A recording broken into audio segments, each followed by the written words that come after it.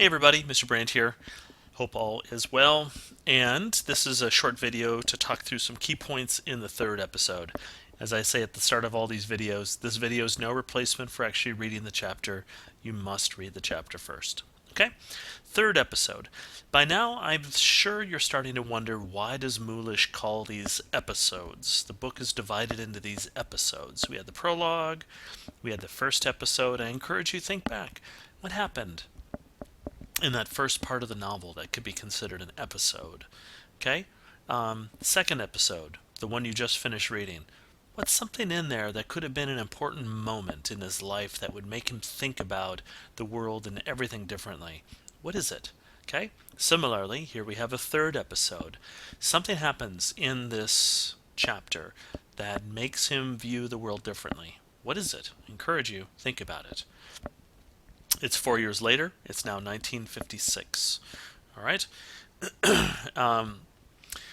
Here we have. He finishes medical. Well, he's in medical school right now, and I want to pay attention to this part that I've highlighted right here. This refers to Anton. The process of putting Harlan behind him resembled the changes a man goes through when he divorces.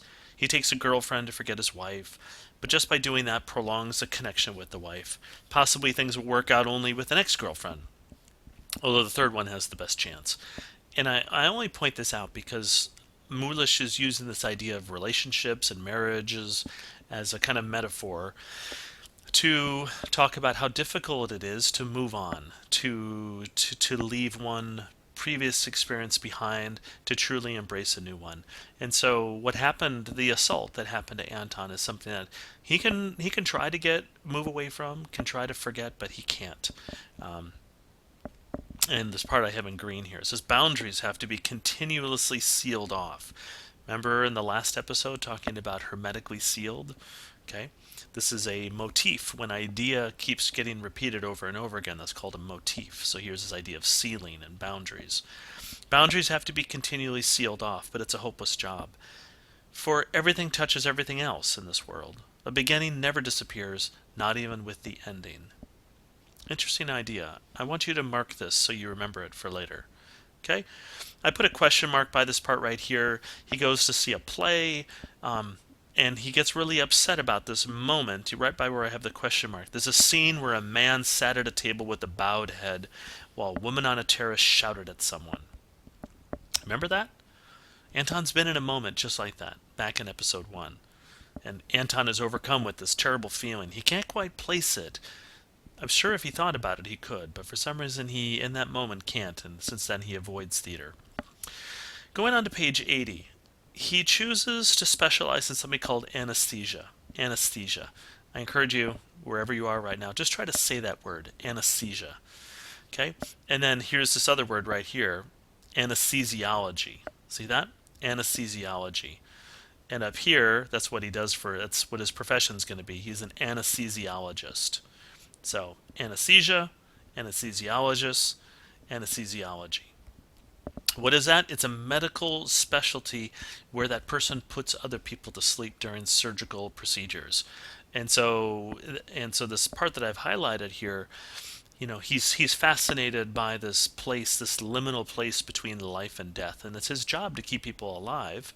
And he has this feeling, though others don't seem to agree with him, that's highlighted here, that these drugs erase the memory of pain, but no, they don't make the patient insensitive to pain, but they make them unable to express it, and helps them forget about the pain, but they're changed by it. And I encourage you, Mulish here is talking about anesthesiology and Anton's choice of profession, but I encourage you to wonder, is he also talking about something else? Is there something else in pain here, that trying to push the pain down, make the pain go away? Okay, going on to the second part here. I want to explain some of what's going on here. So part of the second chapter, he's living in part of Amsterdam, and he's right around the corner from this building called the Felix Meritis, which is the headquarters of the Communist Party.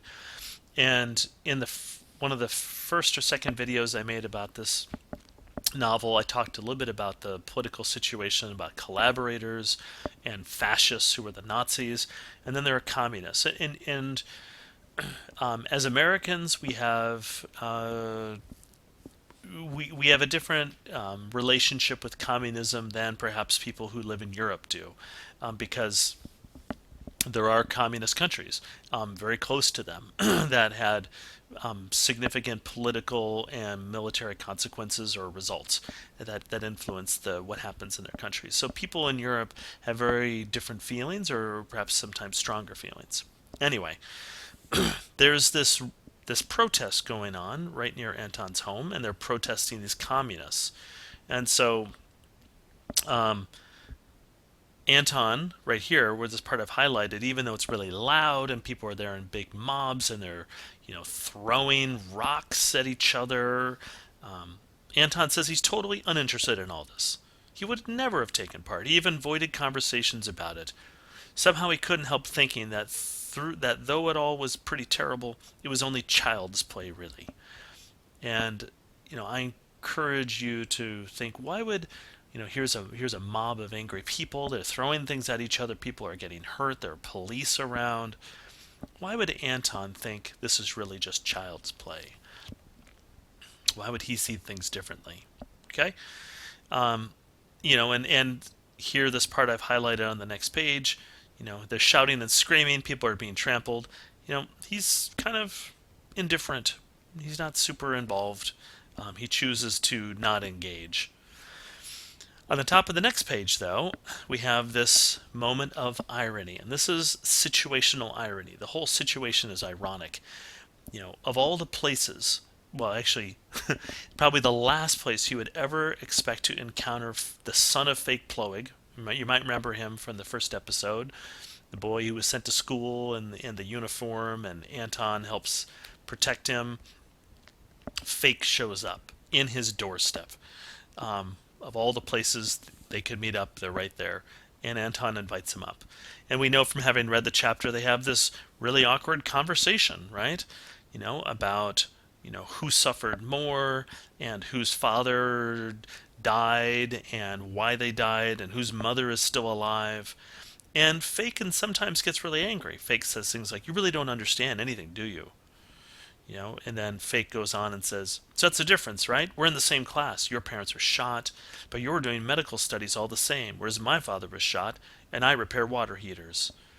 And Anton pushes back, says, "Your mother's alive. Isn't there some difference between your father's and my parents' deaths?" And Fake says, "What difference?" And Anton says, "My parents were innocent." And Anton says, Fake says, "My father too."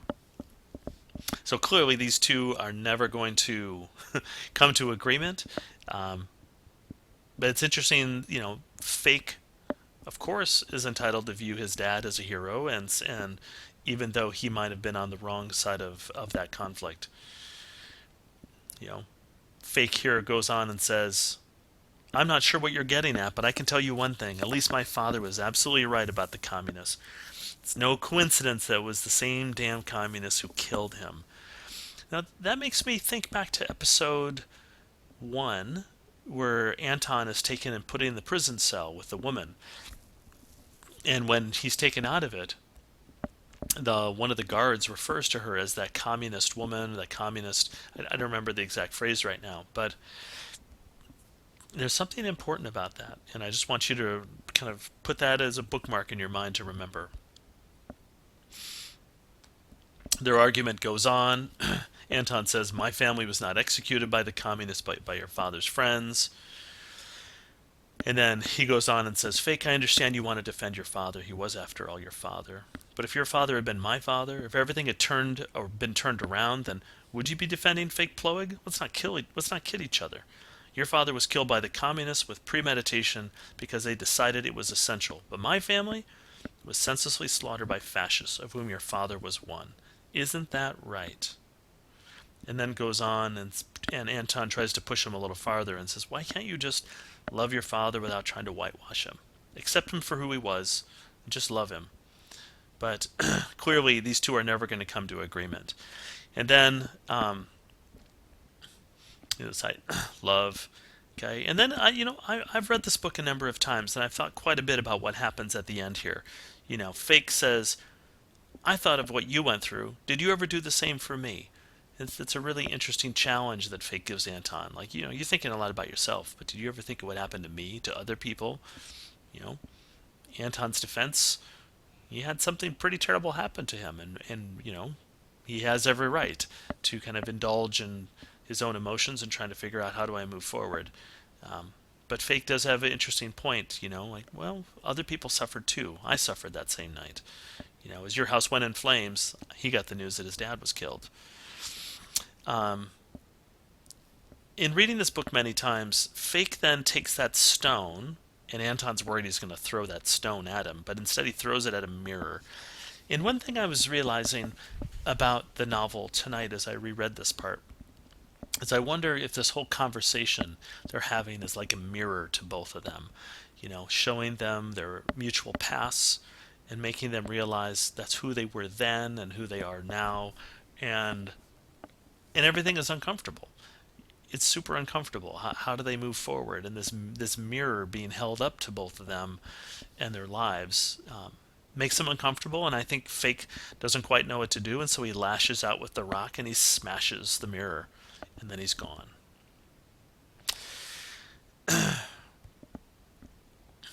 All right. So I hope that this video helps you think about some key things from episode 3. I encourage you, as I mentioned at the very beginning, these are called episodes. What happened in this episode that would be considered a key moment that would influence Anton and probably connect back to his past? All right.